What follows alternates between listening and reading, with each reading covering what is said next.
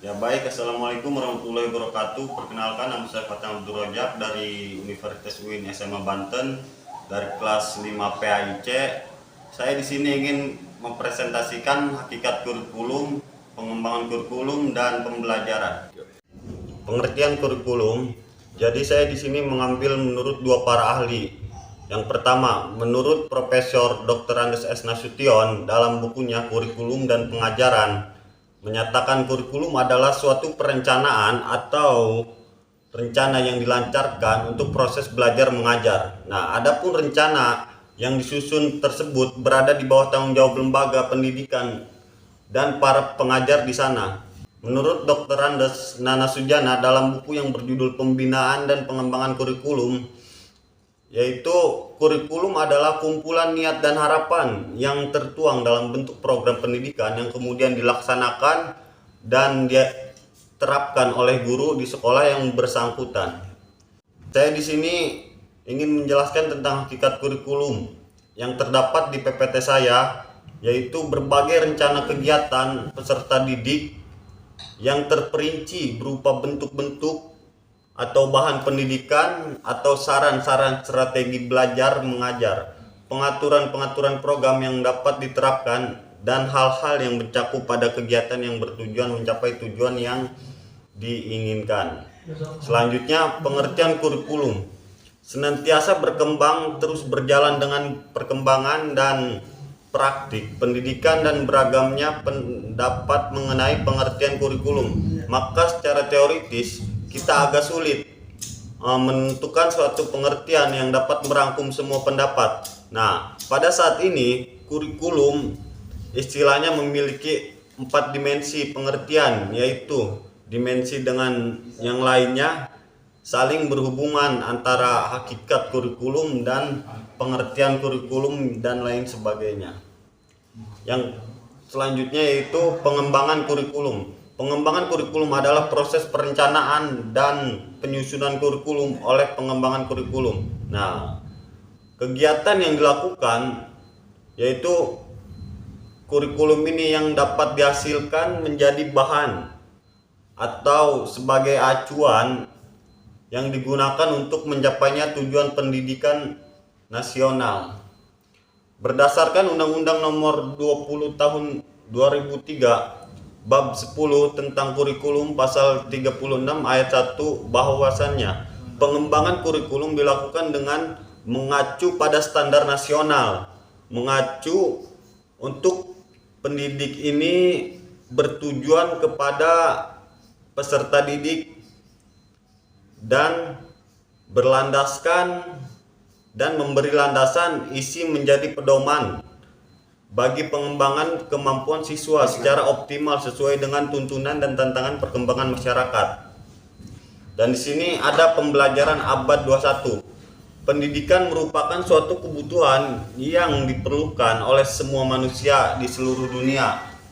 Nah, meskipun demikian, pendidikan di Indonesia memiliki kelebihan dibanding negara-negara tersebut atau negara maju lainnya. Dengan dasar pendidikan Pancasila dan Undang-Undang 1945 yang berakar pada budaya bangsa dan mengedepankan karakter yang sangat diperlukan. Pembelajaran abad 21 ini merupakan pembelajaran yang mengintegritas kemampuan, literasi, kecakapan, pengetahuan, keterampilan, dan sikap serta penguasaan terhadap teknologi. Yang selanjutnya, karakteristik profesional guru. Nah, berdasarkan Undang-Undang Nomor 14 Tahun 2005 tentang guru dan dosen, salah satu kompetensi yang harus dimiliki guru adalah kompetensi profesional yang mencakup merencanakan pembelajaran, melaksanakan proses pembelajaran yang bermutu, serta menilai, mengevaluasi hasil pembelajaran, meningkatkan dan mengembangkan kualifikasi di akademik dan kompetensi secara berkelanjutan sejalan dengan perkembangan ilmu pengetahuan, teknologi, dan seni. Nah, 3 yang saya sudah jelaskan tadi itu keterkaitan antara hakikat kurikulum, pengembangan kurikulum, dan pembelajaran abad 21. Namun keterkaitannya itu pengembangan kurikulum dan hakikat kurikulum yang sudah saya jelaskan tadi itu memiliki keterkaitan. Yang pertama, pengembangan kurikulum merupakan kegiatan yang menghasilkan kurikulum, sedangkan hakikat merupakan kegiatan pelaksanaan dan pembinaan dan pemantauan pelaksanaannya. Fungsi membangun kurikulum adalah mempertahankan dan menyempurnakan kurikulum yang sudah ada supaya hasilnya itu maksimal. Kalau dilihat dari sifatnya, pengembangan bersifat konseptual dan hakikat bersifat material. Adapun pembelajaran abad 21 di sini yaitu yang dirancang untuk generasi ke regenerasi agar mampu mengikuti arus perkembangan teknologi baru. Selanjutnya, peran dan fungsi kurikulum. Dalam istilah teknis, 1. Peran kurikulum berkenan dengan tugas dan tanggung jawab kurikulum sebagai salah satu komponen dalam pendidikan yang memuat tentang arah dan tujuan pendidikan. Dan yang kedua, fungsi kurikulum berkenan dengan pemanfaatan dan kegunaan kurikulum untuk semua pihak yang terlibat dalam proses pendidikan bagi guru atau tenaga pendidik. Kurikulum memiliki atau kegunaan sebagai acuan dalam menerapkan kegiatan belajar mengajar.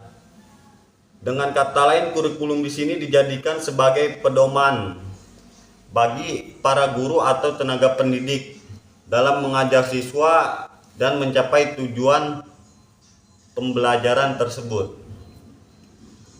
Adapun kurikulum dipersiapkan dan dikembangkan itu untuk mencapai tujuan pendidik, yakni mempersiapkan peserta didik agar dapat hidup di masyarakat. Nah, maka dapat hidup di masyarakat ini memiliki arti luas yang bukan saja berhubungan dengan kemampuan peserta didik untuk menginternalisasi nilai atau hidup sesuai dengan norma-norma masyarakat, akan tetapi juga pendidik ini harus berisi tentang pemberian pengarahan agar anak tersebut itu mengembangkan kemampuan sesuai dengan sistem pendidikan kurikulum.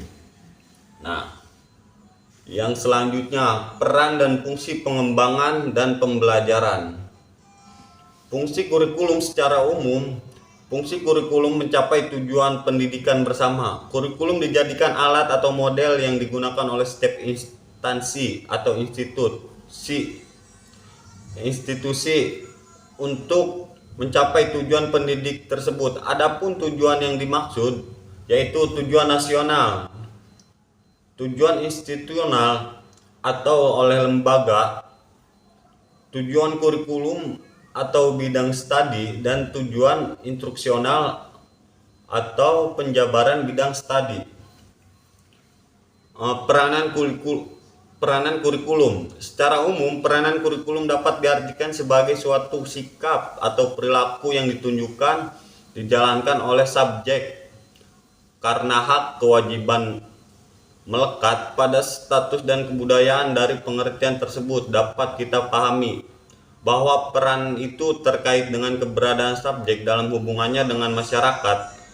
Di mana subjek itu berada, subjek dalam masyarakat memiliki hak dan kewajiban sesuai kedudukannya atau posisi sosial di dalam masyarakat. Nah, di situ itu memiliki kedudukan atau peranan terhadap kurikulum tersebut dan memiliki petunjuk atau merujuklah bahasanya pada apa yang harus kita lakukan oleh si subjek atau individu untuk kepentingan masyarakat. Nah, saya di sini ingin menjelaskan kurikulum ideal dan aktual. Kalau kurikulum ideal ini yang berisi suatu yang ideal atau sesuatu yang dicita-citakan sebagaimana yang tertuang di dalam dokumen kurikulum. Nah, artinya ini kurikulum ideal adalah suatu pelaksanaan program yang akan direncanakan oleh si guru atau si tenaga pendidik, dan nantinya akan diimplementasikan dengan cara kurikulum aktual. Aktual di sini yang dilaksanakan dalam proses pengajaran dan pembelajaran. Kalau ideal itu adalah pelaksanaannya atau program, bisa disebut rancangan. Dan kurikulum aktualnya ini untuk pengimplementasiannya atau proses mengajar. Dan yang selanjutnya ini hidden kurikulum. Hidden kurikulum ini bisa disebut hidden itu artinya tersembunyi. Artinya kurikulum tersembunyi yang tidak direncanakan. Dalam istilah hidden menunjukkan kepada segala sesuatu yang dapat berpengaruh di dalam berlangsungnya pengajaran dan pendidikan yang mungkin meningkatkan atau mendorong atau bahkan melemahkan usaha pencapaian tujuan pendidikan. Dengan kata lain, konsep hidden kurikulum ini menunjuk pada praktek dan hasil sekolah yang tidak diuraikan dalam kurikulum terprogram atau petunjuk kurikulum kebijakan sekolah. Namun bagian yang tidak teratur dan efektif mengenai pengalaman sekolah. Dan yang selanjutnya saya ingin menjelaskan tentang kurikulum pendidikan agama Islam. Kurikulum pendidikan agama Islam ini yaitu merupakan seperangkat rencana dan pengaturan mengenai tujuan, isi, bahan, serta cara pembelajaran yang digunakan sebagai pedoman penyelenggaraan kegiatan pembelajaran untuk mencapai tujuan pendidikan.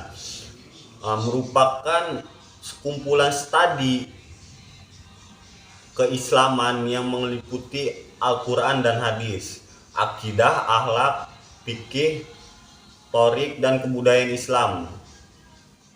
Sama halnya dengan kurikulum mata pelajaran, kurikulum pendidikan agama Islam di sekolah juga menjadi acuan dalam kegiatan pembelajaran PAI. Kurikulum PAI dicantumkan dalam kesatuan yang integral bersama-sama dengan bidang studi lainnya dalam satuan kurikulum untuk sekolah. Nah, kurikulum PAI ini terdapat pada suatu lembaga atau instansi itu pasti ada program atau rancangannya terlebih dahulu. Seperti hukum syara yang telah dijelaskan, terdapat isi-isi atau tujuan tersebut untuk mengenai kurikulum pendidikan agama Islam. Nah, mungkin cukup sekian penjelasan dari saya. Wallahul muwaffiq ila aqwamit thoriq. Wassalamualaikum warahmatullahi wabarakatuh.